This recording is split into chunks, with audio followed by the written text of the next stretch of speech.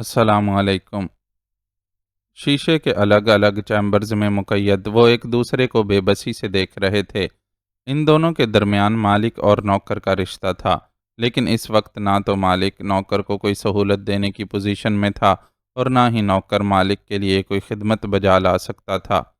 یہ سلنڈر نما چیمبرز اتنے مختصر تھے کہ وہ ان میں کھڑے ہونے کے سوا محض اکڑوں ہو کر بیٹھ سکتے تھے۔ کئی گھنٹوں تک کھڑے رہنے کے باعث بری طرح دکھ جانے والے پیروں کو اس پوزیشن میں بیٹھ کر آرام دینے کی کوشش کارگر ثابت نہیں ہوئی تھی، اس لیے انہیں مجبوراً ایک بار پھر کھڑا ہونا پڑا تھا، اور اب وہ کمرے کے واحد دروازے کو گاہے بگاہے دیکھتے منتظر تھے کہ صیاد آئے تو بات کچھ آگے چلے۔ یہاں تو وہ ایک دوسرے سے بھی بات کرنے سے قاصر تھے کہ شیشے کے ان چیمبرز سے آواز باہر ہی نہیں جاتی تھی۔ اگر ان لوگوں نے ہماری گرفتاری کی خبر میڈیا پر دے دی ہوگی تو بات پاکستان تک چلی گئی ہوگی، وہاں اماں، بابا سائیں اور دوسرے سب لوگ بہت پریشان ہوں گے۔ شیشے کی دیوار سے ٹیک لگا کر اس نے جسم کا سارا بوجھ دائیں ٹانگ پر منتقل کرتے ہوئے بائیں ٹانگ کو اٹھا کر شیشے پر ٹکایا اور کئی بار کی سوچی ہوئی بات ایک بار پھر سوچی۔ حقیقتاً اس طرح کھڑے ہوئے اتنا زیادہ وقت گزر گیا تھا کہ اپنا ہی بوجھ اٹھانا مشکل ہو گیا تھا۔ اگر وہاں گرنے کی گنجائش ہوتی تو وہ لوگ اب تک شاید ڈھیر ہو چکے ہوتے۔ بابا سائیں یقیناً اعلیٰ حکام سے رابطہ کر رہے ہوں گے۔ معلوم نہیں پاکستانی حکومت ہماری رہائی کے لیے کچھ کر بھی سکے گی یا نہیں۔ پاکستانیوں کے بارے میں تو ویسے ہی بھارتی حکومت کا رویہ بہت متعصبانہ ہے۔ وہ تو موقع ڈھونڈتے ہیں کہ کسی طرح ہمیں دنیا میں بدنام کر سکیں۔ اس قید میں جتنی تکلیفیں اٹھانا پڑ رہی تھیں، ذہن میں اندیشے اس سے بھی کہیں آگے کے پیدا ہو رہے تھے۔ یہ ٹھنڈک کیسی ہے، سوچوں میں گھرے اسے احساس ہوا کہ شیشے کی دیوار جس سے اس نے اپنا سر اور پیٹھ ٹکا رکھی ہے بتدریج ٹھنڈی ہوتی جا رہی ہے۔ ذرا سی دیر میں یہ ٹھنڈک اتنی بڑھ گئی کہ اس کے لیے شیشے سے ٹیک لگا کر کھڑے رہنا ممکن نہیں رہا۔ سیدھے کھڑے ہوتے ہوئے اس نے سرمد کی طرف دیکھا۔ اس کے چہرے پر بھی پریشانی کے آثار تھے، یعنی اس کے چیمبر میں بھی کوئی تبدیلی وقوع پذیر ہوئی تھی۔ یہ خبیث ہمارے ساتھ کون سا نیا کھیل کھیل رہے ہیں؟ چند منٹوں میں ہی چیمبر میں ٹھنڈک اتنی بڑھ گئی کہ اس نے اپنے جسم میں کپ کپی سی محسوس کرنا شروع کر دی۔ اس کے برخلاف سرمد کے جسم سے پسینہ پھوٹ پڑا تھا اور اپنے ہی پسینے میں وہ نہایا، یوں بار بار اپنے پیر اوپر اٹھا رہا تھا جیسے اس کے لیے پیروں کو نیچے ٹکائے رکھنا مشکل ہو رہا ہو۔ اس تشدد کے ذریعے یہ ہمارے اعصاب کو توڑنا چاہتے ہیں۔ ٹھنڈک مزید بڑھ گئی تھی اور اب وہ اکڑوں بیٹھا ہوا اپنے ہاتھوں کو اپنے جسم کے گرد لپیٹ کر سردی کے احساس کو کم کرنے کی کوشش کرتا ہوا اس کھیل کی بنیاد کو سمجھ رہا تھا۔ سرمد کی حالت اس سے بھی زیادہ خستہ تھی اور وہ پسینے میں نہایا ہوا مسلسل اچھل کود کر رہا تھا۔ سرد جہنم، ہڈیوں کے گودے تک میں اترتی ٹھنڈک کو محسوس کرتے ہوئے اس نے اس عذاب کے بارے میں سوچا اور اپنے چہرے کو گھٹنوں میں چھپا کر ٹھنڈک سے سن ہو جانے والی ناک اور رخساروں کو حرارت پہنچانے کی کوشش کی، لیکن وہاں حرارت تھی ہی کہاں۔ اس کے دل میں بے اختیار ہی خواہش پیدا ہوئی کہ کچھ دیر کے لیے سرمد والے چیمبر میں جانے کا موقع مل جائے تو وہ اپنے برف ہوتے جسم کو تھوڑی سی حرارت پہنچا سکے۔ سر کو بمشکل گھٹنوں پر سے اٹھاتے ہوئے اس نے سرمد کی طرف دیکھا۔ وہ اس کی آواز نہیں سن سکتا تھا، لیکن اس کے کھلے ہوئے منہ کو دیکھ کر یہ اندازہ لگانا مشکل نہیں تھا کہ وہ تکلیف سے گھبرا کر چیخیں مار رہا ہے۔ اسی پل اسے اس بات کا ادراک ہوا کہ خود اس کے منہ سے بھی عجیب و غریب آوازیں نکل رہی ہیں۔ ٹھنڈک ناقابل برداشت ہو گئی تھی، اس کے ضبط کا بندھن ٹوٹ گیا تھا۔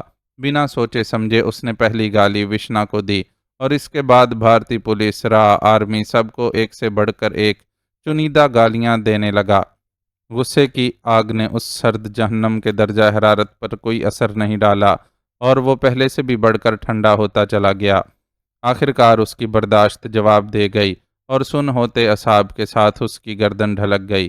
بے ہوش ہونے سے قبل اس کی نظر سرمد پر پڑی تھی۔ اس کی آنکھیں کھلی ہوئی تھیں اور خشک زبان منہ سے باہر لٹک رہی تھی۔ وہ بے ہوش نہیں بھی ہوا تھا تو بے ہوش ہونے کے قریب تھا۔ دوبارہ آنکھ کھولی تو وہ لوگ سلنڈر نما چیمبر کی بجائے ایک اسٹریچر پر لیٹے ہوئے تھے اور ان کے جسم اسٹریچر سے منسلک چمڑے کے تسموں سے بندھے ہوئے تھے۔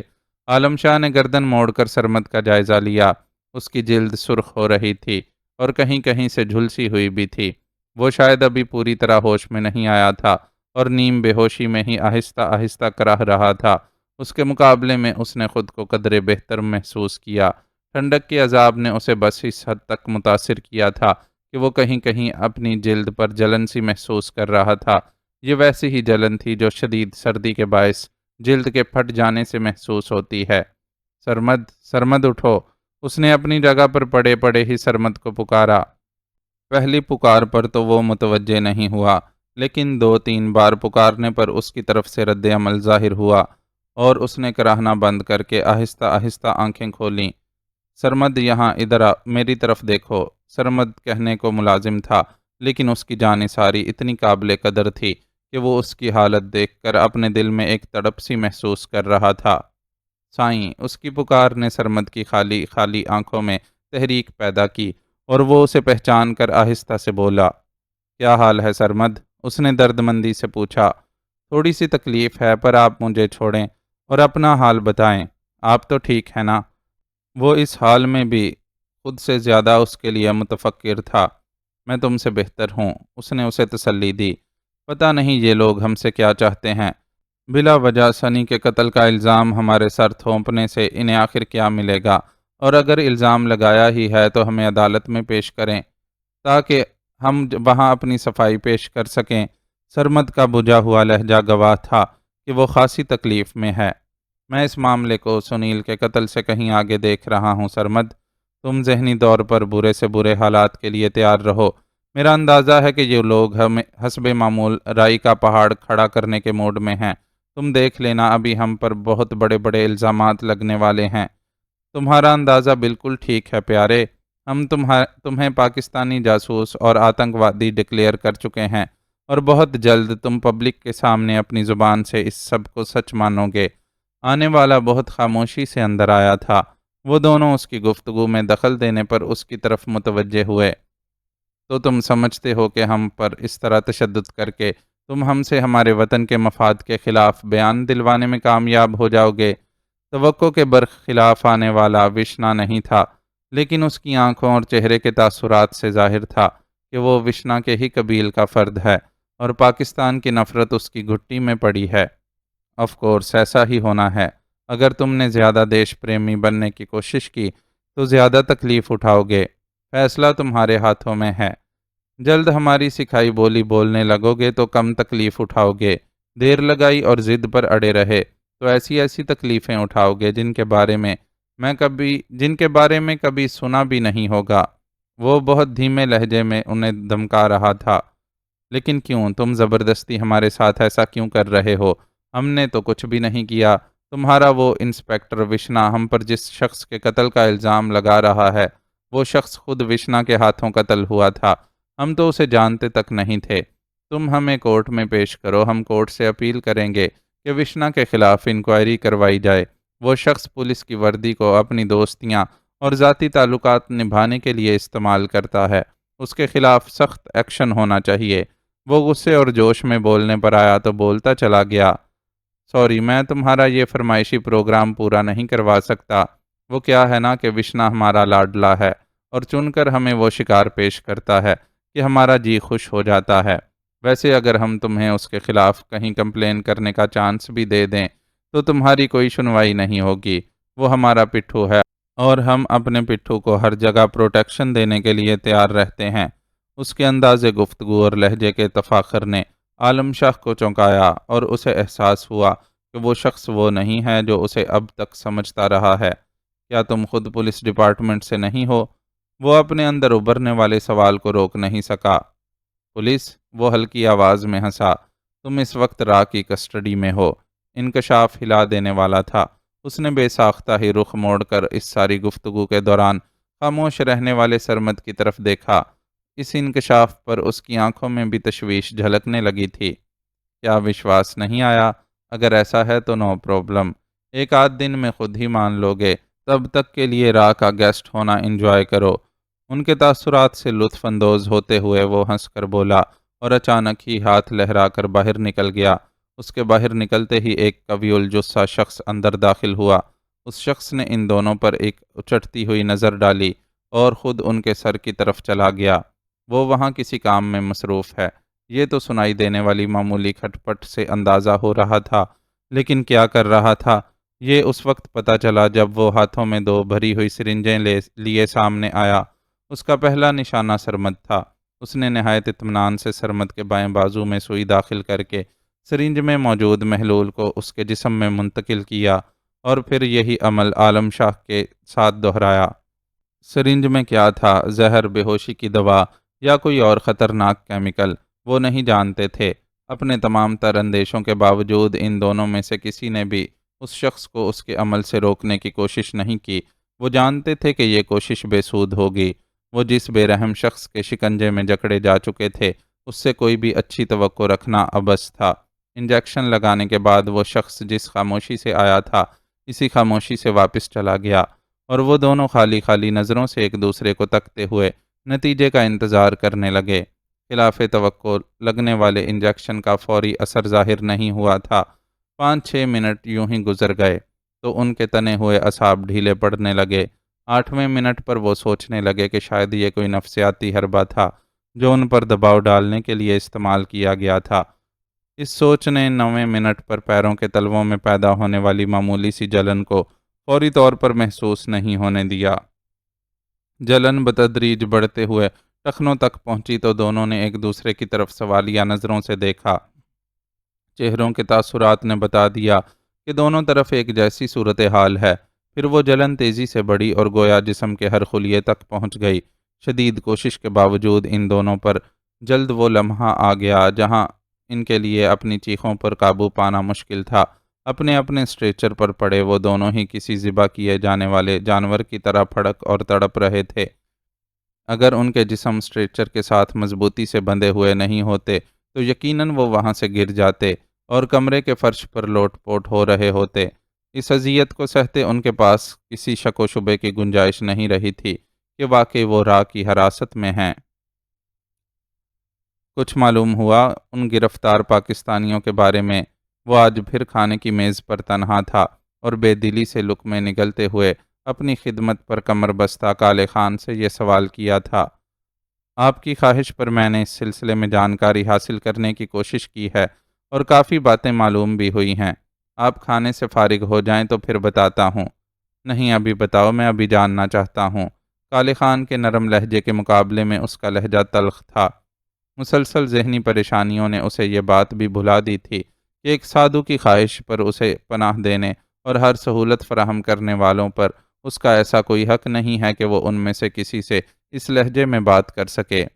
عالم شاہ اور سرمد نامی گرفتار شدہ دونوں افراد کچھ عرصہ قبل ہی دلی پہنچے تھے۔ انہیں یہاں کسی رشتہ دار کی شادی میں شرکت کرنا تھی، مگر آتے کے ساتھ ہی ان کے ساتھ حادثات کا سلسلہ شروع ہو گیا اور ایئرپورٹ سے گھر جاتے ہوئے ڈاکوؤں نے ان سے ان کا قیمتی سامان چھین لیا۔ اس سامان کے ساتھ ہی ان کے پاسپورٹ اور دوسرے کاغذات بھی چلے گئے۔ یوں پریشانی بڑھ گئی۔ کالے خان نے ماتھے پر شکن لائے بغیر اس کی خواہش پوری کرتے ہوئے بتانا شروع کیا۔ انہوں نے ڈاکے کی FIR تو کٹوائی ہوگی۔ کالے خان کی بات غور سے سنتے ہوئے اس نے سنجیدگی سے سوال کیا۔ انہیں فوری طور پر اس کا موقع نہیں ملا اور پاکستانی مسافروں کی انکوائری کے لیے پولیس پہلے پہنچ گئی۔ پولیس والوں نے کسی بھی بات پر کان دھرے بغیر کاغذات کی غیر موجودگی کو وجہ بنا کر دونوں کو گرفتار کر لیا۔ ان کی گرفتاری کے بعد ان کے میزبان خیر خبر لینے تھانے پہنچے تو وہاں ان کے بارے میں کچھ پتہ نہیں چلا۔ میزبان اپنے طور پر بھاگ دوڑ کرتے رہے اور پھر کئی گھنٹوں کی خواری کے بعد وہ دونوں انہیں گھر سے کچھ فاصلے پر زخمی حالت میں مل گئے۔ یہ تو بہت عجیب سی صورتحال ہے۔ کیا واپس آنے پر انہوں نے بتایا تھا کہ انہیں کس نے گرفتار کیا تھا اور ان کا کیا مقصد تھا؟ معاذ پہلے ہی بے دلی سے کھانا کھا رہا تھا، اب اس کی توجہ کھانے سے بالکل ہی ہٹ گئی تھی اور اس نے کالے خان کی طرف دیکھتے ہوئے حیرت سے پوچھا۔ نہیں، وہ کوئی خاص بات نہیں بتا سکے، لیکن پھر اتنا ضرور ہوا کہ میزبانوں نے اثر و رسوخ سے کام لے کر ان کے کاغذات وغیرہ کی چوری کی رپورٹ لکھوا دی اور وہ آرام سے رہنے لگے۔ گھر میں شادی کی تقریبات شروع ہو گئیں، لیکن پھر حالات نے ایسا پلٹا کھایا کہ شادی نہ ہو سکی۔ ایسا کیا ہوا؟ کالے خان کی دی گئی سنسنی خیز اطلاع نے اسے بے چین سا کر دیا۔ کیا ہوا یہ تو پتہ نہیں چل سکا، میرا مطلب ہے جو ہوا اس کا اصل کارن نہیں پتہ چلا۔ بس اوپر اوپر کی جو جانکاری ہے اس کے مطابق مہندی کی تقریب سے عالم شاہ اور سرمد کسی کو بھی کچھ بھی بتائے بغیر غائب ہو گئے، اور پھر عالم شاہ نے اپنے کزن شکیل کو کال کر کے مہندی کی تقریب سے گھر واپس بلوا لیا۔ شکیل گھر پہنچے تو انہیں پتہ چلا کہ عالم زخمی ہے۔ انہوں نے اپنی ڈاکٹر باوج سے اس کی مرہم پٹی کروائی۔ ابھی یہ سب ہوا تھا کہ اطلاع ملی کہ پولیس ایک نوجوان سنیل کے قتل کے الزام میں عالم شاہ کو گرفتار کرنے آ رہی ہے۔ یہاں سے آگے گھر والوں کا بیان ہے کہ عالم اور سرمد اس اطلاع کے بعد فرار ہو گئے، اور اس کے بعد سے انہیں ان کی کوئی خبر نہیں۔ کچھ سمجھ میں نہیں آئی کہ وہ دونوں کس چکر میں گھر گئے، اور نوبت یہاں تک کیوں پہنچی کہ عالم کے ہاتھوں ایک قتل ہو گیا۔ بائی دی وے، یہ سنیل کون تھا اور اس کی عالم اور سرمد سے کیا دشمنی تھی؟ اسے واقعی یہ سارا چکر سمجھ نہیں آ رہا تھا۔ میڈیا جو خبریں دے رہا ہے، اس کے مطابق تو انسپیکٹر وشنا کا دوست سنیل دونوں کی کچھ مشکوک حرکات کی وجہ سے ان کی طرف متوجہ ہوا تھا، اور مرنے سے پہلے اس نے وشنا کو اطلاع بھی دے دی تھی، لیکن وشنا کو سنیل کے بتائے ہوئے مقام پر پہنچنے میں کچھ دیر ہو گئی۔ اس وقت تک وہ دونوں سنیل کو قتل کر چکے تھے اور جائے واردات سے فرار ہو رہے تھے۔ وشنا نے ان کا تعاقب کیا اور ان کی جائے قیام پر پہنچ کر تنہا کوئی کارروائی کرنے کے بجائے پولیس فورس طلب کر لی۔ وشنا اگلے دروازے کے سامنے کھڑا نگرانی کر رہا تھا، اس لیے اسے معلوم نہ ہو سکا کہ پولیس فورس کے آنے سے پہلے ہی وہ لوگ عقبی دروازے سے غائب ہو گئے ہیں۔ ملزمان کے فرار کے بعد پولیس اور خفیہ اداروں کی جدوجہد کی کہانی تھی، جس کا اختتام اس بات پر ہوا کہ عالم اور سرمد کو پاکستان فرار ہونے کی کوشش کرتے ہوئے ایک مال بردار ٹرک سے گرفتار کر لیا گیا ہے، اور اب ان سے تفتیش کی جا رہی ہے۔ سنیل کے بارے میں یہ اطلاع درست ہے کہ وہ انسپیکٹر وشنا کا دوست تھا۔ اس کے علاوہ جو کچھ کہا جا رہا ہے اس کی تصدیق یا تردید کرنے والا کوئی نہیں ہے۔ کالے خان نے اس کے سوال کا جواب دیا۔ تھینک یو کالے خان، تم نے اتنے کم عرصے میں جتنی معلومات حاصل کر لی ہیں وہ بھی کمال ہے۔ تم تو واقعی کام کے آدمی ہو۔ اس نے کالے خان کو داد دی۔ شکریہ جناب، لیکن اس میں میرے کسی کمال سے زیادہ ہاتھ قسمت کا ہے۔ میں نے جس جرنلسٹ کو معلومات اکٹھا کرنے کے لیے ہائر کیا تھا، اس کی بہن میزبان فیملی کی ایک بہو ڈاکٹر فردوس کی بیسٹ فرینڈ اور کولیگ نکلی۔ اسی کے ذریعے یہ سب اتنی آسانی سے معلوم ہو سکا ہے۔ متانت سے اسے جواب دیتے ہوئے کالے خان نے گویا کریڈٹ لینے سے انکار کر دیا۔ اوہ، معاذ صرف ہونٹوں کو گول کر کے رہ گیا۔ ڈاکٹر فردوس کے بارے میں پتہ چلا ہے کہ وہ ان گرفتاریوں پر بہت اپسٹ ہے۔ اس کی رائے کے مطابق عالم شاہ اور اس کا ملازم سرمد دونوں ہی بہت نائس انسان ہیں، اور وہ امید نہیں کرتی کہ ان پر لگائے گئے الزامات سچ ہوں گے۔ کالے خان نے اس کی معلومات میں اضافہ کیا۔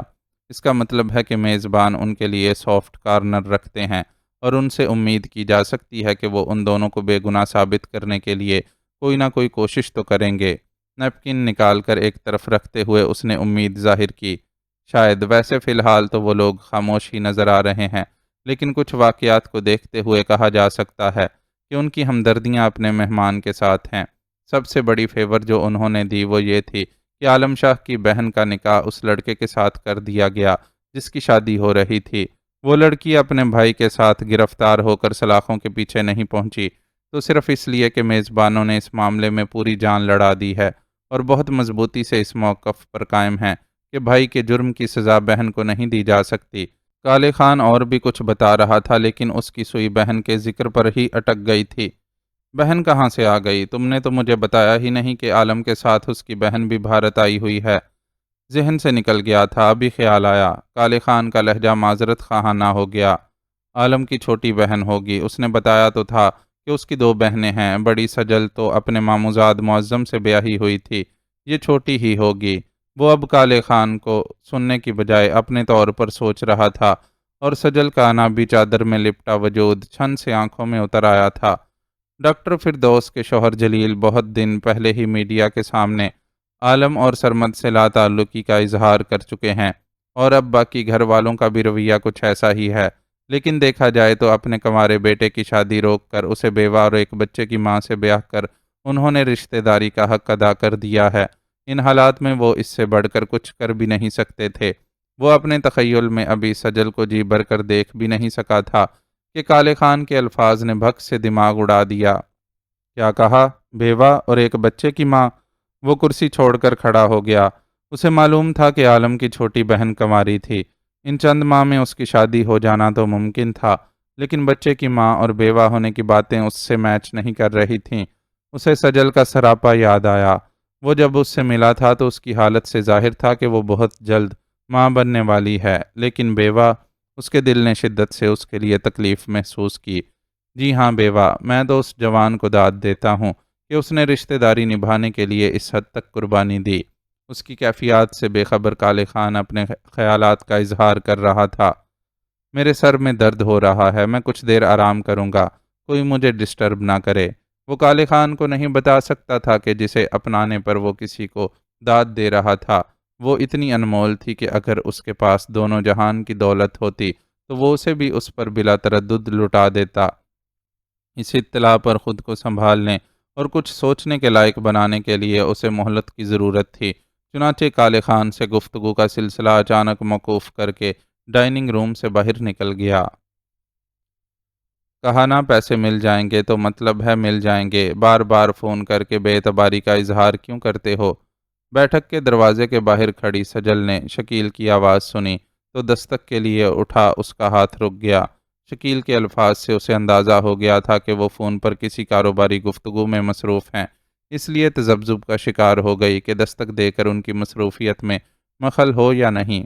کچھ دنوں میں پیسوں کا انتظام ہو جائے گا، لیکن تم بھی اپنا وعدہ یاد رکھنا، اگر ہمیں کوئی نقصان پہنچا تو پھر بات دور تک چلی جائے گی۔ دروازے پر اس کی موجودگی سے بے خبر وہ موبائل کان سے لگائے گفتگو میں منہمک تھے۔ ان کے ان حماق اور لہجے کی سنجیدگی کو دیکھتے ہوئے اسے مخل ہونا مزید مشکل لگا، لیکن مسئلہ یہ تھا کہ وہ جس پریشانی سے گزر رہی تھی اس کے سامنے ہر بڑی سے بڑی بات غیر اہم تھی۔ اکلوتا بھائی جس کے لیے وہ ماں بہن دن رات دعا گو رہتی تھیں، ایسی مشکل میں پھنسا ہوا تھا کہ دل کو کسی طور سے بھی چین نہیں آتا تھا۔ اب بھی وہ شکیل سے عالم شاہ کے سلسلے میں ہی بات کرنے آئی تھی۔ اجالا جہاں ہے ٹھیک اور محفوظ ہے، تمہیں یا کسی اور کو اس کے بارے میں فکر مند ہونے کی کوئی ضرورت نہیں ہے۔ شکیل کے سخت اور سرد لہجے میں کہی بات نے اسے چونکا دیا اور وہ خود اپنے اس خیال کی تردید کرنے پر مجبور ہو گئی کہ وہ کسی کاروباری گفتگو میں مصروف ہیں۔ میں نے کہا نا کہ اجالا کا نام بھی زبان پر نہ لانا۔ دوسری طرف سے جانے کیا کہا گیا تھا کہ ان کا لہجہ پہلے سے بھی زیادہ سخت ہو گیا تھا۔ وہ اپنی جگہ حیران کھڑی، کوئی بھی اندازہ لگانے سے قاصر تھی۔ اسے اجالا کے بارے میں یہی معلوم تھا کہ اسے حالات کے پیش نظر شکیل نے اپنے کسی دوست کے گھر بھجوا دیا تھا۔ ان کا خیال تھا کہ ان حالات میں جوان کنواری لڑکی کا منظر پر نہ ہونا ہی بہتر تھا۔ تم یہاں کھڑی کس بات کی ٹوہ لے رہی ہو؟ کیا ماں باپ نے سکھایا نہیں کہ چھپ چھپ کر کسی کی باتیں سننا بری عادت ہے؟ تیز چبھتی ہوئی آواز پر وہ بری طرح چونک کر پلٹی تو سامنے نسرین بھابھی کو کھڑے دیکھ کر گڑبڑا گئی۔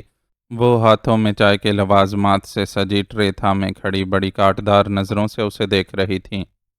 ایسی کوئی بات نہیں بھابھی، مجھے شکیل بھائی سے کچھ بات کرنا تھی، لیکن وہ فون میں مصروف تھے تو میں باہر ہی رک گئی۔ چھپے ہوئے انداز میں اپنی صفائی پیش کرتے ہوئے وہ اندر سے شرمندہ بھی تھی۔ قصدن نہ سہی لیکن شکیل کی لا علمی میں ان کی گفتگو سننے کی غلطی تو اس سے بہرحال سرزد ہوئی تھی۔ اچھے گھرانوں کی بہو بیٹیاں سسر اور جیٹھ وغیرہ سے فاصلہ رکھ کر رہتی ہیں، لیکن تم عجیب ہو کہ جب دیکھو شکیل سے بات کرنے پہنچی ہوئی ہوتی ہو۔ اس کی وضاحت کو خاطر میں لائے بغیر انہوں نے ایک اور تیر چلایا۔ آپ جانتی ہیں بھابھی کہ میں ادا سائیں کے لیے پریشان ہوں، اسی لیے بار بار شکیل بھائی سے بات کرنے آتی ہوں۔ ویسے بھی وہ میرے لیے غیر نہیں، میرے چچا زاد بھائی ہیں جنہیں میں بڑے بھائی کا درجہ دیتی ہوں۔ نسرین کے الفاظ ایسے نہیں تھے کہ وہ انہیں خاموشی سے سہ جاتی، چنانچہ نرم لیکن مضبوط لہجے میں انہیں جواب دیا، یہ ایک اور مصیبت ہمارے سر پڑ گئی ہے۔ اسے معلوم تھا کہ ابا جی پاکستان سے مہمان نہیں، مصیبت بلا رہے ہیں۔ اچھے بھلے خوشیوں کے گھر کو برباد کر کے رکھ دیا ہے، وہ تیز لہجے میں بولیں اور اپنے بیوی ہونے کا استحقاق استعمال کرتے ہوئے دروازہ دھکیل کر مزے سے کمرے میں داخل ہو گئیں۔ ان کی گفتگو سے صدمے میں مبتلا وہ اپنی جگہ سے ہل بھی نہیں سکی۔ جب سے اس کا فیصل سے نکاح ہوا تھا وہ گھر کی خواتین کے رویے میں ایک کھنچاؤ سا محسوس کر رہی تھی، لیکن اپنی قلبی کیفیت کی وجہ سے وہ ان رویوں پر زیادہ غور نہیں کر سکی تھی۔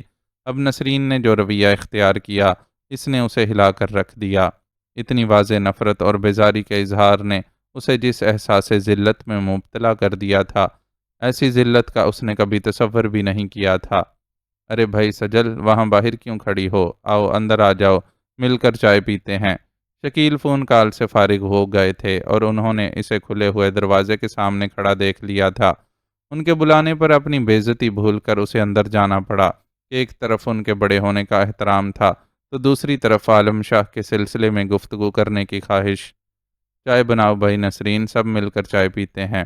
اس کے چہرے پر چھائی یاسیت سے نظریں چراتے ہوئے شکیل نے خوشگوار لہجے میں بیوی سے فرمائش کی۔ مجھے تو آپ معاف رکھیے، مجھے اپنی چائے کا ذائقہ خراب نہیں کرنا۔ وہ تن فن کرتی باہر نکل گئیں۔ شاید کسی سے منہ ماری ہوئی ہے جو محترمہ کا موڈ اتنا خراب ہے۔ بیگم کی بد اخلاقی کا اثر زائل کرنے کے لیے شکیل ہنس کر بولے، میں آپ سے ادا سائیں کے بارے میں بات کرنے آئی تھی شکیل بھائی۔ خبروں میں ان کے بارے میں جو کچھ کہا جا رہا ہے، اسے سن سن کر میرا دل ہول رہا ہے۔ ادا سائیں کو اس مصیبت سے نکالنے کے لیے ہمیں کچھ تو کرنا ہوگا۔ انسان جب ضرورت مند اور مجبور ہو تو اسے بہت کچھ جان بوجھ کر نظر انداز کرنا پڑتا ہے۔ اس نے بھی نسرین کے رویے کو نظر انداز کر دیا اور جو بات کرنے آئی تھی وہ کہہ دی۔ مجھے تمہاری پریشانی کا احساس ہے سجل، میں خود بھی کم پریشان نہیں ہوں اور اپنے طور پر ہر ممکن کوشش کر رہا ہوں، لیکن صورتحال اتنی خراب ہے کہ کسی کوشش کا کوئی نتیجہ نہیں نکل رہا۔ سچ پوچھو تو اس وقت میرے لیے خود کو، گھر والوں کو اور خصوصاً تمہیں پروٹیکٹ کرنا بھی مشکل ہو رہا ہے۔ بعض حلقوں کی طرف سے مطالبہ کیا جا رہا ہے کہ تمہیں بھی عالم اور سرمد کی طرح گرفتار کر لیا جائے۔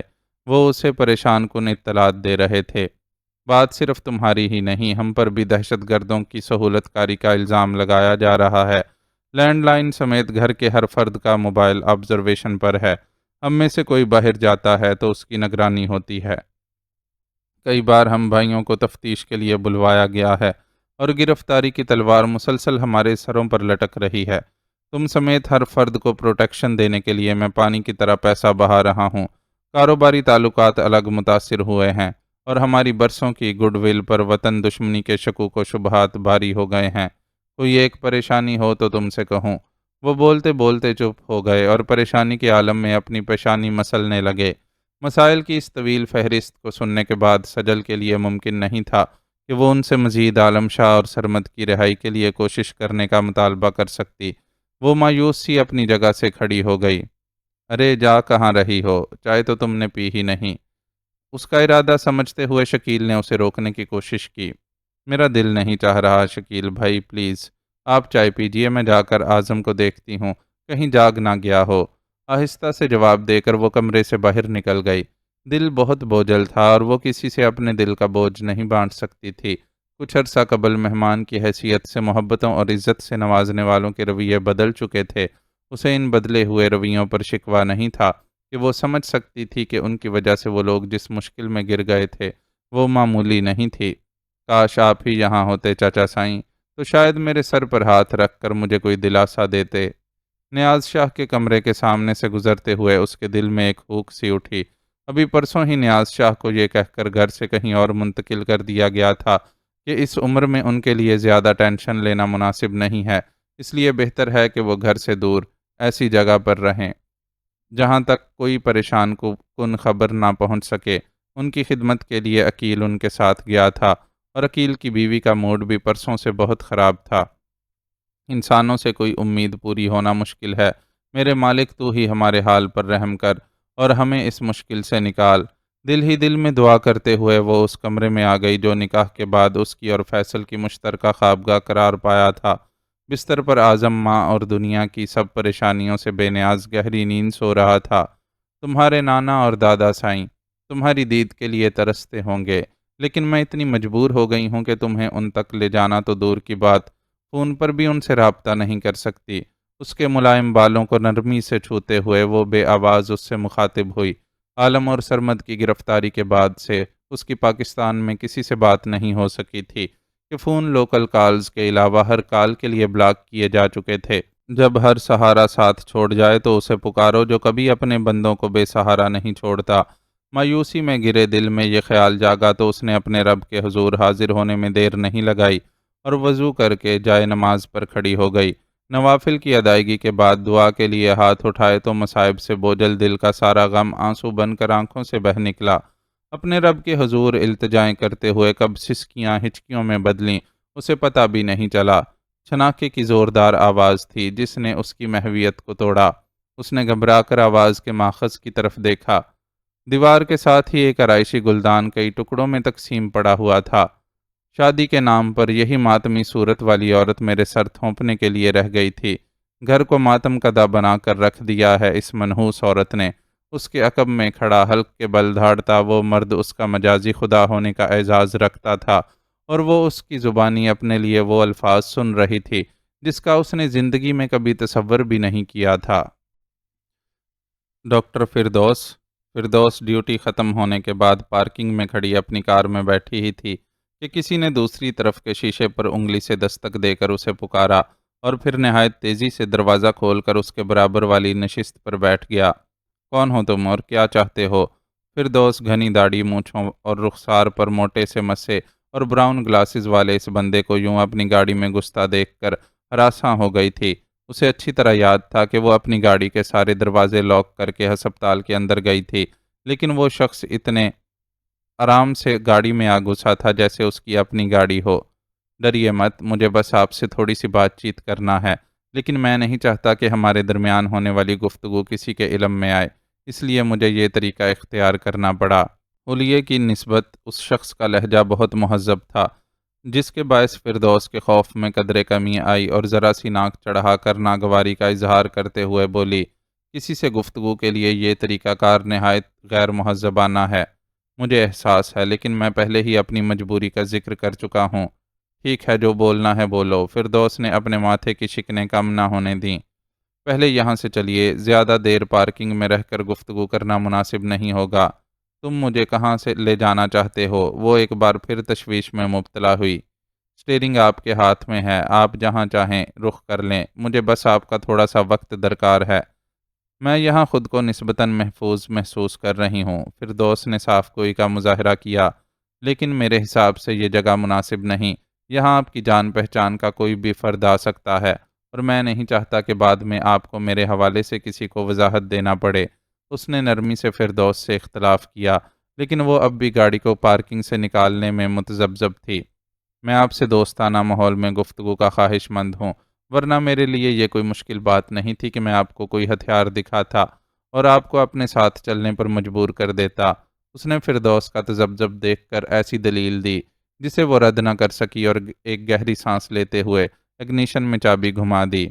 اعتماد کا شکریہ، انشاءاللہ آپ کو اپنے فیصلے پر کوئی پچھتاوا نہیں ہوگا، وہ آہستہ سے بولا۔ جواباً فردوس خاموش رہی۔ اب بتاؤ کیا مسئلہ ہے؟ گاڑی پارکنگ سے نکل کر سڑک پر دوڑنے لگی تھی جب فردوس نے اس سے پوچھا، میں آپ سے عالم شاہ اور سرمد کے بارے میں گفتگو کرنا چاہتا ہوں۔ اس نے گویا فردوس کی سماعتوں میں بم پھوڑ دیا۔ کون ہو تم؟ اس نے رخ موڑ کر اس کا چہرہ کھوجنے کی کوشش کی۔ میں دوست ہوں اور عالم سمیت آپ سب کا خیر خواہ ہوں، اس لیے میں نے اس ملاقات کو خفیہ رکھنے کی کوشش کی ہے۔ مجھے معلوم ہے ذرا سی بے احتیاطی کی صورت میں آپ کی فیملی کے لیے مسائل کھڑے ہو جائیں گے۔ اس نے اسے تسلی دینے کی کوشش کی۔ میں کیسے مان لوں؟ ہو سکتا ہے تمہارا کسی خفیہ ادارے سے تعلق ہو اور تم مجھے ٹریپ کرنے کی کوشش کر رہے ہو۔ عالم کا نام سننے کے بعد سے وہ بھڑکی ہوئی سی دکھائی دے رہی تھی۔ میرے خیال میں آپ کے ہاں ادارے اس طرح سے کام نہیں کرتے۔ یہاں کے خفیہ اداروں کو اگر آپ سے کچھ معلوم کرنا ہوتا تو سیدھے سیدھے آپ کو اریسٹ کرتے اور اپنے کسی ٹارچر سیل میں آپ سے سب کچھ معلوم کر لیتے۔ اس کا لہجہ خود بخود تنزیہ ہو گیا۔ یعنی تمہارا تعلق بھارت سے نہیں ہے؟ کون ہو تم؟ کیا پاکستانی؟ فردوس ذہین عورت تھی، اس لیے اس کے الفاظ سے اس کے بارے میں اندازہ قائم کرنے میں دیر نہیں لگائی۔ جی ہاں، میں پاکستانی ہوں اور عالم میرا دوست ہے۔ میں نے ٹی وی پر اس کی گرفتاری کی خبر دیکھی تو رہ نہیں سکا اور اس کے بارے میں معلومات حاصل کرتے کرتے آپ تک پہنچ گیا۔ اس نے اعتراف کرنے میں دیر نہیں لگائی۔ میں ہی کیوں، تم فیملی کے کسی مرد سے بھی رابطہ کر سکتے تھے۔ فردوس نے گاڑی ایک پبلک پارک کے قریب روک لی اور تجسس سے اس کی طرف دیکھا۔ میری معلومات کے مطابق فیملی میں آپ ایک ایسی فرد ہیں جو عالم کے بارے میں مثبت رائے رکھتی ہیں، اس لیے مجھے امید ہے کہ میں آپ سے اس کے حالات کے متعلق قطعی غیر متعصبانہ معلومات حاصل کر سکوں گا۔ تمہاری اتنی گہری معلومات کو دیکھتے ہوئے مجھے شک ہے کہ تم کوئی عام پاکستانی نہیں ہو۔ فردوس نے اس کے چہرے کو ٹٹولا۔ تھوڑی دیر کے بعد اس کا اعتماد مکمل طور پر بحال ہو چکا تھا اور وہ بے خوف ہو کر اس سے گفتگو کر رہی تھی۔ کسی حد تک آپ کا اندازہ درست ہے، لیکن میں پہلے ہی واضح کر دوں کہ میرا پاکستان کے کسی خفیہ ادارے سے تعلق نہیں ہے، اور نہ ہی عالم ایسا انسان ہے جس قسم کا شک اس پر کیا جا رہا ہے۔ تم عالم کے بارے میں کیا جاننا چاہتے ہو؟ فردوس نے اپنی نظریں مستقل اس کے چہرے پر جمائی ہوئی تھیں۔ کچھ ایسا نہیں جو آپ کے لیے پریشانی کا سبب بنے۔ میں بس اتنا چاہتا ہوں کہ آپ عالم کی یہاں آمد سے لے کر اب تک کے تمام حالات و واقعات بلا کم و کاست میرے گوش گزار کر دیں۔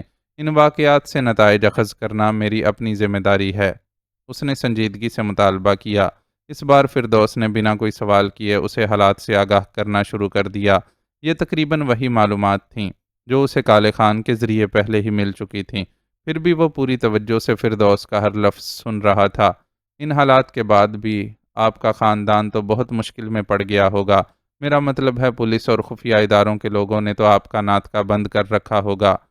سن کر اس نے تبصرہ کیا، تھوڑی بہت پریشانی تو ہے، لیکن شکیل بھائی سب کچھ بہت اچھے سے ہینڈل کر رہے ہیں، اس لیے گھر کے دیگر افراد کو زیادہ پریشانی نہیں اٹھانا پڑ رہی۔ کیا عالم کی بہن کو بھی نہیں؟ مجھے حیرت ہے کہ انہیں اب تک گرفتار کیوں نہیں کیا گیا؟ ذہن میں چپتا ہوا سوال لبوں پر آ گیا۔ سجل کی بات کر رہے ہو؟ اسے کسی مسئلے سے بچانے کے لیے ہی تو اس کا فیصل سے نکاح کیا گیا ہے۔ اس کے دل میں کوئی شک و شبہ تھا بھی تو فردوس کی زبان سے سجل کا نام سن کر دور ہو گیا۔ سجل تو پہلے ہی شادی شدہ تھی نا، ان کے کزن معظم شاہ ان کے شوہر تھے۔ وہ سجل کے حوالے سے اپنے تجسس پر قابو نہ رکھ سکا اور سوال کر بیٹھا، لگتا ہے تم بہت عرصے سے ان لوگوں سے رابطے میں نہیں ہو، اس لیے تمہیں معلوم نہیں ہے کہ سجل کا شوہر معظم شاہ قتل ہو گیا تھا۔ عالم کی ہندوستان آمد کا مقصد بھی یہی تھا کہ ماحول بدلے گا، اور یہاں سجل شادی کے ہنگاموں میں مصروف ہوگی تو اس کا دل بہل جائے گا اور وہ خود پر بیتنے والے حادثے کے اثر سے نکل آئے گی، لیکن یہاں آ کر تو بیچاری اور مشکل میں پڑ گئی۔ فردوس کے لہجے میں حقیقی افسوس تھا۔ کیا آپ کے دیور فیصل نے اس نکاح کو قبول کر لیا ہے؟ میرا مطلب ہے کہ اس کی کہیں اور شادی ہو رہی تھی تو ظاہر ہے اس کا انٹرسٹ بھی اس لڑکی میں ہوگا۔ سجل کے بارے میں سوال کرتے ہوئے اسے جھجک محسوس ہو رہی تھی، لیکن جن غیر معمولی حالات میں اس کا نکاح ہوا تھا وہ اس کی طرف سے مطمئن نہیں تھا۔ سویرا سے فیصل کی پسند کی شادی ہو رہی تھی، لیکن شاید شکیل بھائی کے مجبور کرنے پر اسے سجل سے نکاح کے لیے ہاں کرنا پڑی۔ وہ مزاج کا تھوڑا تیز ہے اور اسے اس فیصلے سے دھچکا بھی پہنچا ہے، لیکن مجھے امید ہے کہ وہ جلد سجل کے ساتھ ایڈجسٹ کر جائے گا۔ وہ اتنی پیاری ہے کہ کسی کے لیے زیادہ دیر تک اسے نظر انداز کرنا ممکن نہیں ہے۔ اس بار فردوس نے ذرا رک کر اور سوچتے ہوئے جواب دیا، مطلب ابھی فیصل کی طرف سے نظر انداز کیا جا رہا ہے؟ اس نے ساری گفتگو میں سے وہ بات پکڑی جس نے اسے سب سے زیادہ تکلیف دی تھی۔ سجل نے تو کچھ نہیں کہا، لیکن میرا اندازہ ہے وہ بیچاری تو اپنے بھائی کو لے کر بہت ہی پریشان ہے۔ فردوس نے یکدم ہی اپنی زبان بند کر لی۔ اوپر سے کیا؟ فوراً اس کے کان کھڑے ہوئے۔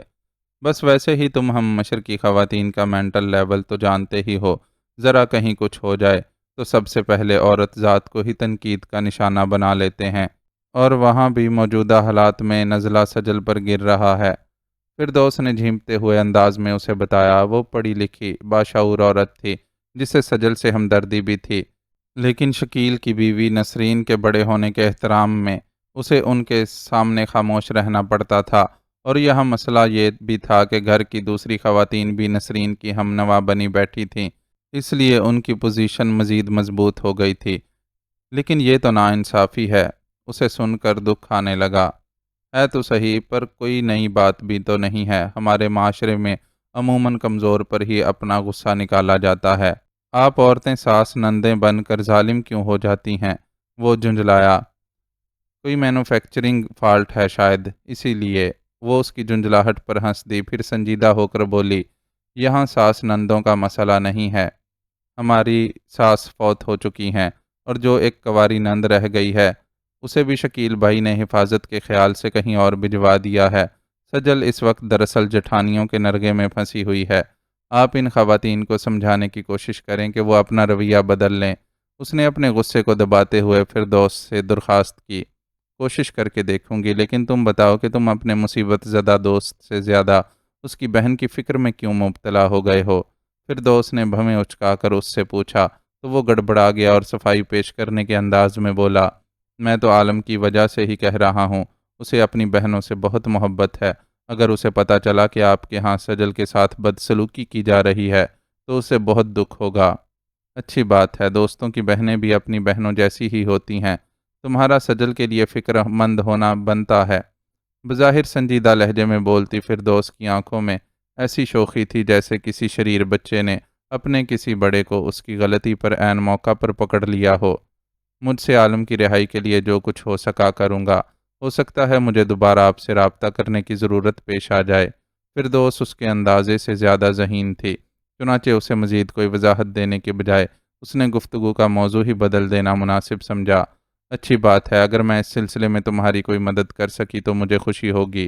وہ بھی سنجیدہ ہو گئی۔ آپ کا موبائل نمبر ہے میرے پاس، آئندہ ملاقات کی ضرورت پیش آئی تو بس ایک لفظ میٹنگ لکھ کر بھیج دوں گا۔ آپ اسی جگہ چلی آئیے گا تاکہ مجھے دوبارہ آپ کو اغوا کرنے کی ضرورت نہ پڑے۔ فردوس کے بے تکلف انداز کی وجہ سے وہ بھی اس سے بہت کھل کر بات کر رہا تھا۔ میں تمہاری کامیابی کی خواہش مند ہوں، لیکن تمہیں بتانا چاہتی ہوں کہ عالم کو آزاد کروانا کوئی آسان کام نہیں ہے۔ اگر یہاں تمہارے پاس وسائل کی کمی ہے تو میرا مشورہ ہے کہ اس کام میں ہاتھ مت ڈالو، مارے جاؤ گے۔ بہت خلوص سے اسے مشورہ دیتے ہوئے فردوس کا شوخ و شنگ انداز بالکل گم ہو چکا تھا۔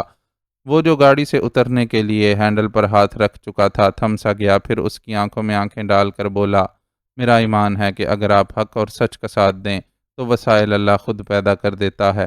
فردوس اس کا جواب سن کر ساکت سی بیٹھی رہ گئی۔ اللہ حافظ۔ اس نے گاڑی کا دروازہ کھول کر ایک پیر باہر رکھا۔ سنو، فردوس نے اسے پیچھے سے پکارا، اگر میں تم سے رابطہ کرنا چاہوں تو کیسے کروں؟ اس کے پلٹ کر دیکھنے پر اس نے مضطرب لہجے میں پوچھا، اگر کبھی ایسا کرنا بہت ضروری سمجھیں تو اپنی ونڈ سکرین پر بائیں جانب انڈیا کے جھنڈے کا سٹیکر چپکا دیجئے گا، میں خود آپ سے رابطہ کر لوں گا۔ وہ جواب دے کر نیچے اتر گیا۔ فردوس ایک پل کے لیے اس کی جانب دیکھتی رہی، پھر گاڑی سٹارٹ کر کے آگے بڑھا لے گئی۔ اس کی گاڑی نظروں سے اوجھل ہوتے ہی ایک گاڑی اس کے قریب آ کر رکی اور فرنٹ سیٹ والا دروازہ کھلا۔ وہ کھلے دروازے سے اندر بیٹھ گیا۔ کچھ کام بنا؟ ڈرائیونگ سیٹ پر براجمان کالے خان نے گاڑی آگے بڑھاتے ہوئے اس سے پوچھا۔ ایک کام کرو کالے خان، نیاز شاہ کے گھر میں کام کرنے والی کسی ملازمہ کو استعمال کر کے گھر کے اندرونی حالات جاننے کی کوشش کرو۔ خاص طور پر یہ جاننے کی کوشش کرنا کہ وہاں عالم شاہ کی بہن سے اس کے شوہر اور دیگر گھر والوں کا سلوک کیسا ہے۔ وہ نہیں جانتا تھا کہ وہ سجل کے گھریلو حالات میں بہتری کے لیے کچھ کر بھی سکتا ہے یا نہیں، پھر بھی اس کے بارے میں جاننے کا خواہش مند تھا۔ نو پرابلم، ہو جائے گا یہ کام، کالے خان نے بھرپور اعتماد سے جواب دیا تو وہ پرسوچ انداز میں اپنی داڑھی پر ہاتھ پھیرنے لگا۔ داڑھی مونچھوں کی مدد سے حلیہ تبدیل کر کے باہر نکلنے کا آئیڈیا کالے خان کا ہی تھا، اور اس نے یہ سب اتنی مہارت سے کیا تھا کہ معاذ نے خود کو 80% تک بدلا ہوا محسوس کیا تھا۔ اسے یقین تھا کہ اس حلیے میں کسی قریبی جاننے والے کے سوا اسے کوئی شناخت نہیں کر سکتا۔ تم نے اپنی ٹیم بنا لی ہے؟ وہ ایک اوسط درجے کا ریستوران تھا جس میں سونیا سبھاش کے ساتھ میز کے ایک طرف بیٹھی ہوئی تھی۔ اس وقت اس کے بالوں کی رنگت سیاہ تھی، بالوں میں بیچ کی مانگ نکال کر انہیں جوڑے کی شکل میں باندھا گیا تھا اور مانگ میں سندور بھرا تھا۔ اس نے اپنے خوبصورت جسم کے گرد سلک کی گلابی ساڑی لپیٹ رکھی تھی اور کانوں اور گلے کے علاوہ ہاتھوں میں بھی طلائی زیورات پہنے ہوئے تھے۔ ماتھے پر چمکتی بندیا اور شوخ میک اپ کے ساتھ اسے اس حلیے میں دیکھنے والا کوئی بھی شخص اس کے نئی نویلی دلہن ہونے کا اندازہ لگا سکتا تھا، اور اس اندازے کو تقویت دینے کو 2 پیس سوٹ میں ملبوس سبھاش اس کے ساتھ موجود تھا۔ ٹیم تیار ہے میڈم، اور ایکشن کے لیے صرف آپ کے اشارے کا انتظار ہے، میز کی دوسری طرف بیٹھے کپل میں سے ایک مرد نے اسے جواب دیا۔ وہ کپل بھی اچھی طرح ڈریس اپ تھا اور میز پر سجے لوازمات کے باعث ایسا لگ رہا تھا کہ اس کپل کی طرف سے اس نوبیاہتا جوڑے کی دعوت کی جا رہی ہے۔ کتنے لوگ ہیں؟ پنیر کا ٹکڑا کانٹے کی مدد سے نزاکت سے منہ میں رکھتے ہوئے سونیا نے سوال کیا۔ 8 افراد کی ٹیم ہے، عمریں 17 سے 22 سال کے درمیان ہیں، سارے کے سارے مسلمان خاندانوں سے تعلق رکھنے والے دیہاتی بیک گراؤنڈ کے لڑکے ہیں۔ کسی کی بیک پر کوئی ایسا شخص موجود نہیں جو بعد میں ان کے لیے آواز اٹھا سکے۔ اس بار ذرا تفصیلی جواب دیا گیا۔ گڈ۔ سونیا نے کولڈ ڈرنک کا ایک گھونٹ بھرا اور ساتھ بیٹھے ہوئے سبھاش کی پلیٹ میں ایک کٹلس رکھا۔ جیسے ایک چاہنے والی بیوی اپنے شوہر کا خیال رکھتی ہے۔ لڑکوں کو مشن کے بارے میں بریف کیا ہے۔ اس کے نارمل سے تاثرات اور انداز گفتگو کو دیکھ کر کوئی سوچ بھی نہیں سکتا تھا کہ اس میز پر کس نوعیت کی گفتگو ہو رہی ہے۔ جی ہاں، اوپر سے آنے والی انسٹرکشن کے مطابق ان سب کو ہدایات دے دی گئی ہیں کہ وہ سب ایک بڑا کام کرنے جا رہے ہیں۔ ان میں سے کوئی سلپ تو نہیں ہوگا؟ جی نہیں، بہت چن کر لڑکوں کو سلیکٹ کیا گیا ہے۔ سب کو شہادت کا شدید شوق ہے، جان دے دیں گے لیکن پیچھے نہیں ہٹیں گے، دوسری طرف سے کہا گیا۔ گڈ، مجھے ایسے ہی سر دڑ کی بازی لگا دینے والے آدمی چاہیے۔ جب تک ایسا نہیں ہوگا ڈرامے میں حقیقت کا رنگ نہیں آئے گا۔ وہ سن کر خوشگوار انداز میں مسکرائی۔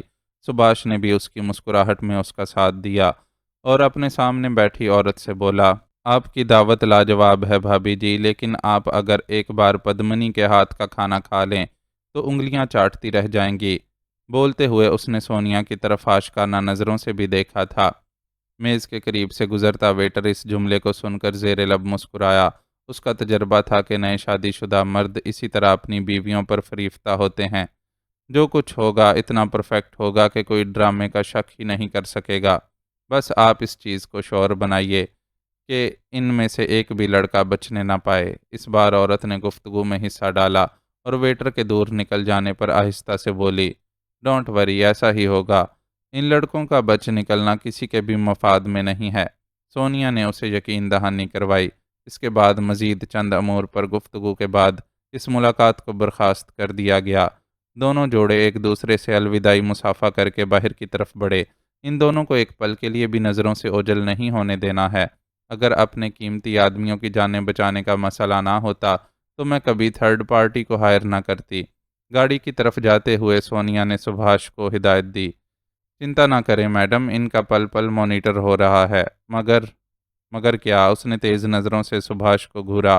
پہلے تو پلان کچھ اور تھا نا؟ پہلے معاذ تھا ہمارے پاس، اب وہ نہیں ہے، اس لیے پلان کو تھوڑا سا چینج کرنا پڑا۔ کیا اتنی معمولی سی بات تم میرے بتائے بغیر نہیں سمجھ سکتے؟ اس کا موڈ سبھاش کا جواب دیتے ہوئے خاصا آف ہو گیا تھا۔ سوری میڈم، سبھاش نے ندامت سے کہتے ہوئے فرنٹ کے دونوں دروازے ان لاک کیے۔ سبھاش، فاسٹ، جلدی گاڑی سٹارٹ کرو اور مین روڈ پر لو۔ ابھی وہ اندر بیٹھ ہی رہا تھا کہ سونیا تیز لہجے میں بولی اور خود اس سے بھی زیادہ تیزی سے گاڑی میں بیٹھ گئی۔ ہری اپ سبھاش، ہمیں ہر صورت میں اس گرے شیراڈ کو پکڑنا ہے جو ابھی ابھی یہاں سے گزری ہے۔ کون سی گرے شیراڈ میڈم؟ سبھاش، جو گاڑی کو مشکل سے سروس روڈ سے مین روڈ پر لایا تھا، سامنے کی طرف نظریں دوڑاتا ہوا بولا۔ اسے ٹریفک کے ہجوم میں کوئی گرے شیراڈ نظر نہیں آ رہی تھی۔ وہ آگے نکل گئی ہے، تم تیز چلاؤ تو ہم اسے پکڑ لیں گے۔ وہ خاصی پرجوش تھی۔ اس میں کون تھا میڈم؟ سبھاش نے گاڑی کی رفتار بڑھائی اور ٹریفک میں سے راستہ بنانے کی کوشش کرتے ہوئے پوچھا۔ معاذ، اس نے داڑھی مونچھیں رکھی ہوئی تھیں اور آنکھوں پر سن گلاسز بھی تھے، لیکن میں نے اسے پہچان لیا ہے۔ وہ اب بھی پہلے جیسی پرجوش تھی، لیکن اس کا جواب سن کر سبھاش نے خود کار انداز میں گاڑی کی رفتار کم کر دی۔ مجھے یقین تھا کہ وہ زندہ ہے اور اب میں نے اسے اپنی آنکھوں سے دیکھ لیا ہے۔ اپنے جوش میں وہ فوری طور پر سبھاش کی حرکت کو محسوس نہیں کر سکی تھی۔ آپ کو کوئی غلط فہمی ہوئی ہوگی میڈم۔ کوئی غلط فہمی نہیں ہوئی، مجھے یقین ہے کہ وہ معاذ ہی تھا۔ اس نے سبھاش کی رائے کو کوئی اہمیت نہیں دی اور پھر ذرا جھنجھلائے ہوئے لہجے میں بولی، میں نے تم سے کہا تھا کہ گاڑی کی رفتار بڑھاؤ۔ اتنے ٹریفک میں یہ رفتار ٹھیک ہے میڈم؟ مزید رفتار بڑھا کر میں کسی حادثے کو آواز نہیں دے سکتا۔ ہمارا پولیس کی نظروں سے دور رہنا ضروری ہے۔ سبھاش کا لہجہ مؤدبانہ لیکن انداز دو ٹوک تھا۔ سونیا نے بے اختیار ہی اسے ایک گالی دی اور مشتعل انداز میں اپنا پرس کھولا۔ میں تمہیں گولی مار دوں گی۔ ننھا سا آٹومیٹک پسٹل اس کے چوڑیوں اور مہندی سے سجے ہاتھوں میں بڑا اجنبی لگ رہا تھا۔ گاڑی میں ریسیور اب بھی موجود ہے، آپ اس پر سگنلز چیک کر سکتی ہیں۔ اگر سگنلز ملتے ہیں تو میں آپ کے حکم پر عمل کرنے کے لیے تیار ہوں۔ اس کے غصے کے جواب میں سبھاش نے خود کو قابو میں رکھا۔ میں اس فضول ریسیور کو نہیں مانتی۔ سونیا نے اپنا سر جھٹکا۔ آئی ایم سوری میڈم، میں بھی آپ کی بات نہ ماننے پر مجبور ہوں۔ مجھے اوپر سے آرڈر ملا ہے کہ معاذ کی تلاش میں بیکار سمے ضائع کرنے کی بجائے ہمیں اپنے ٹارگٹ کو فوکس کرنا ہے۔ اوکے، وہ سبھاش کی بات سن کر ڈھیلی پڑ گئی اور پسٹل واپس اندر رکھ کر پرس بند کر دیا۔ اسے معلوم تھا کہ جس گاڑی میں اسے معاذ کی موجودگی کا شک ہوا تھا وہ گاڑی اس دوران ٹریفک کے ہجوم میں کہیں غائب ہو چکی ہوگی، اس لیے اب سبھاش سے الجھنا بے معنی تھا۔ جیسے ہی کام پورا ہو اس مڈل پارٹی کو بھی اڑا دینا، ہمیں کہیں بھی خود تک پہنچنے والے نشانات باقی نہیں رہنے دینے ہیں۔ خود کو پرسکون کر لینے کے بعد وہ دوبارہ ایسے پہلے والی بات پر آ گئی جیسے درمیان میں کچھ اور ہوا ہی نہ ہو۔ As you wish madam. کچھ دیر قبل ہی حکم عدولی کرنے والا سبھاش ایک بار پھر تابعدار بن چکا تھا۔ کیا جو میں نے دیکھا وہ کوئی الوژن تھا؟ کیا معاذ سچ مچ مر چکا ہے؟ نظریں خاموشی سے باہر دوڑتی گاڑیوں پر ٹکائے وہ خود سے سوال کر رہی تھی، لیکن بار بار اس داڑھی مونچھوں والے کی جھلک ذہن کے پردے پر لہرا جاتی تھی۔ ایک جھلک میں کسی کو بدلے ہوئے حلیے میں شناخت کر لینا آسان نہیں تھا۔ وہ تو یہ بھی نہیں دیکھ سکی تھی کہ اس تیز رفتار گاڑی کی ڈرائیونگ سیٹ پر کون موجود ہے۔ گاڑی کا نمبر بھی دیکھنے کا موقع نہیں ملا تھا، لیکن دل بار بار یہی بات کہہ رہا تھا کہ جس کی ایک جھلک دیکھی تھی وہ معاذ ہی تھا، اور یہ دل معاذ کے معاملے میں جانے کیوں کچھ نہ کچھ کہنے لگا تھا۔ اس کی زندگی میں بھلا دل کی باتیں سننے کی کہاں گنجائش نکلتی تھی؟ میری بات سمجھنے کی کوشش کرو سویرا، جو کچھ ہوا مجبوری میں ہوا۔ مجبوری میں کچھ کر جانے کا یہ مطلب نہیں ہے کہ مجھے تم سے محبت نہیں رہی۔ میں آج بھی تم ہی سے محبت کرتا ہوں، اور میرا وعدہ ہے کہ میں ایک دن ضرور تم سے شادی کروں گا۔ بستر پر کوہنی کے بل بائیں کروٹ لیٹا فیصل گفتگو میں اتنا مگن تھا کہ اسے کمرے کا دروازہ کھلنے اور سجل کے اندر داخل ہونے کا پتہ ہی نہیں چلا۔ کب تک اس طرح بیہیو کرتی رہو گی؟ میں مانتا ہوں کہ غلطی ہماری طرف سے ہوئی اور تمہارے گھر والوں کا ہم سے ناراض ہونا بنتا ہے، لیکن تم تو کم از کم میرا ساتھ دو یار۔ تم بھی اس طرح مجھے باتیں سناتی رہو گی، ان حالات میں کون میری ہمت بندھائے گا؟ یقیناً دوسری طرف سے اسے کچھ تانے تشنے دیے گئے تھے جن کے جواب میں وہ نہایت بے بسی سے شکوہ کر رہا تھا۔ دروازے کی طرف پشت ہونے کے باعث وہ ابھی تک سجل کی کمرے میں موجودگی سے آگاہ نہیں ہو سکا تھا، اور سجل جو اس کے لیے شکیل کا پیغام لے کر آئی تھی تذبذب میں کھڑی تھی کہ اسے پکار کر پیغام دے یا خاموشی سے واپس پلٹ جائے۔ میں نے شکیل بھائی سے بات کی تھی، ان کا کہنا ہے کہ اس نے بولتے بولتے کروٹ بدلی اور سجل کو کھڑا دیکھ کر چونک گیا۔ میں بعد میں تم سے بات کرتا ہوں، عجلت میں کہہ کر اس نے سلسلہ منقطع کر دیا اور موبائل بستر پر پٹک کر سجل کو شرر بار نظروں سے گھورتا ہوا کھڑا ہوا۔ تمہیں کسی نے تمیز نہیں سکھائی کہ کسی کے کمرے میں داخل ہونے سے پہلے دروازہ نوک کرتے ہیں؟ اور اگر کمرہ اپنا ہی ہو تو؟ وہ جو فیصل کی خود سے بدسلوکی کے جواب میں عموماً خاموش ہی رہتی تھی، جتائے بغیر نہیں رہ سکی۔ اپنا کمرہ؟ وہ استہزائیہ ہنسا۔ زیادہ خوش فہمی میں نہ رہو، کچھ معلوم نہیں کہ تمہیں کب اس کمرے سے نکال دیا جائے۔ جب تک ایسا ہو نہیں جاتا میں یہاں رہنے اور اس کمرے کو اپنا کمرہ کہنے پر مجبور ہوں۔ اسپاٹ سے لہجے میں کہتے ہوئے اس نے فیصل کو باور کروا دیا کہ اس کے لیے بھی یہ شادی کوئی خوشی کا سودا نہیں تھی۔ عالم شاہ کے حوالے سے کوئی اچھی خبر نہ ملنے کے باعث وہ پہلے ہی بہت رنجور تھی۔ ایسے میں اس کے لیے ممکن نہیں تھا کہ وہ فیصل سے ایسی گفتگو برداشت کر پاتی۔